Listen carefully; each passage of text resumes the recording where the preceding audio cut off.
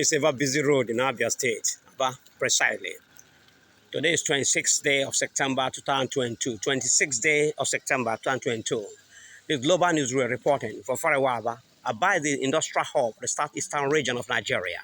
The lock and key sit-at-home was first of all declared by autopilot IPOB and sustained by them till today. You can say with a statement, if Mazam is not released, there's no going back. It's not backing them at all. Yeah, there's no backing down. Abba is sustained. Abba is sustained. That sit-at-home on every side. Yes, it's either Biafra or nothing.